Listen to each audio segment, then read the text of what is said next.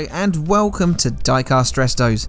I'm Jason and this is the Matchbox 17E AEC Horse Box by Lesney. It was in the series from 1969 before being modified for the new Superfast range the following year. It remained in production until 1972. Mine has been virtually destroyed on the rear box section with that hole gaping through it.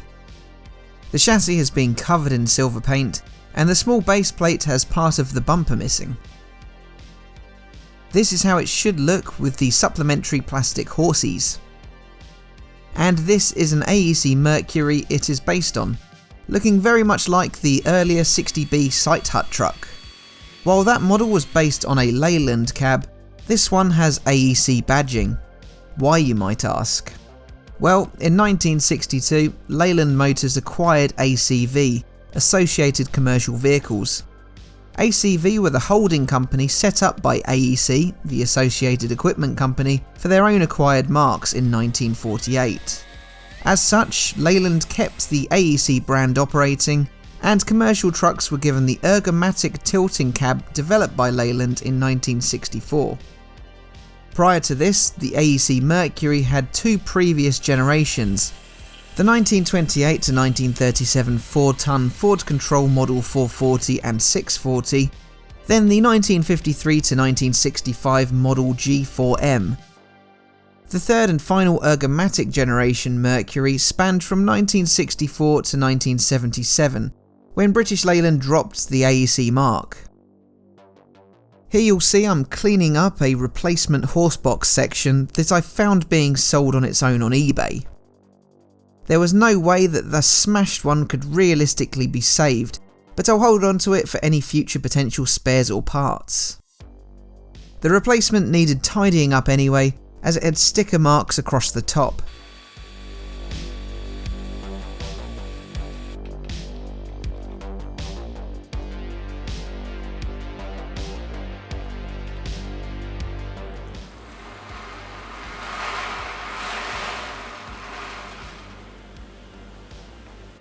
Being a late Matchbox pre-Superfast model, there aren't many variations, meaning few rare versions exist.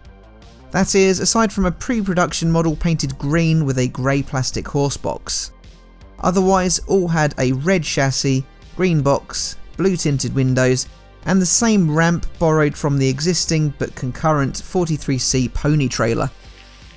On its conversion to Superfast spec in 1970, it had its baseplate and chassis modified to accommodate the plastic axle clips.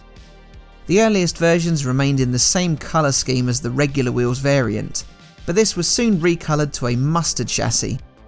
As such, the red is harder to find than the mustard in Superfast guise. It was again recoloured before its discontinuation to an orange red, but this was teamed with a beige coloured box and a light brown ramp. Lesney got some good mileage out of the Ergomatic cab die, with it being used on no less than 5 different models. These were the 10D pipe truck, this horse box, 32C petrol tanker, 51C 8-wheel tipper, the only one I'm yet to restore, and the previously mentioned Sight Hut truck.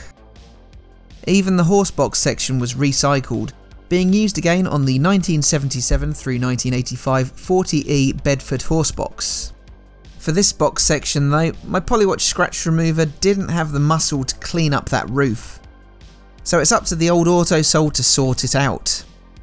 Now I can finish up my paint and scratch removed plastic window piece by dunking it in Astonish wood floor polish to restore its sheen. Then I focus on fixing the broken bumper section of the grille and baseplate piece. I mould a small piece of Milliput epoxy putty in order to mirror the bumper end from the opposite side. As usual, I need less than I've made up, but it's a case of cutting it down to size and manoeuvring it until it roughly sticks. Then I can use my craft knife to shape it. And there's a rough look at it. I need to let it set before I begin rubbing it down. Considering its small size and limited adhesion area, I gently smooth it off and shape it some more. But there we have it, a fairly good reconstruction that I test fit before moving on to priming. But it looks a decent fix, that. I won't be respraying this piece with any paint, but instead I use the primer as a base for molotochrome later on. The chassis receives a typical red coat of TS8 Italian. I haven't been too thorough with the paint removal on the rear and top of the cab.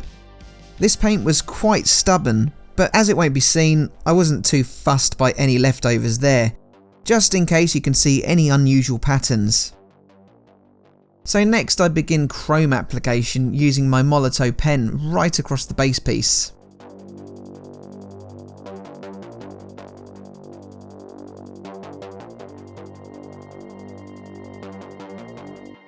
Then the wheels are tapped back onto the axles for both the base piece and for the chassis. Now I can start reassembling the model by inserting my reproduction 3D printed side ramp. I'll leave links to the source in the description below. Now, because the plastic rivet that attached the box section to the chassis has been ground down at some point in its past, I must glue the two sections together. The rear of the horse box connects via two small slot and tongue fittings, and then I can press down on that glued front end. The axle ends are touched with chrome. Then the final phases of reassembly include dropping in the cleaned window piece before I can angle in the base plate. Lastly, I push the base over the old rivet post that still holds it in place. And so back to where we started with this very broken and abused 17E AEC Horse Box, which was very much set for the scrap heap before I came along. And here is how it now looks. I had to pick up a lonely looking box section being sold on its own from eBay, since that old box was too far gone. The piece I bought was in need of a clean and a polish still, but it is now looking much better attached to a chassis once again. I've got a couple of reproduction horses crammed into the back, as it would have originally come with, and I get those out at the end of the video. I've also got a reproduction side ramp to keep them safely inside. I had to fix the broken base plate piece at the bumper using epoxy putty, while removing a layer of red and silver paint that had been applied over it, the window piece and the body. But it's miles better now, and I'm very pleased with it. Please leave a like and subscribe if you enjoyed the video, and pop a comment below with your thoughts on the restoration. But that is it from me today. Thanks very much for watching, and I'll see you again for the next one. Bye for now.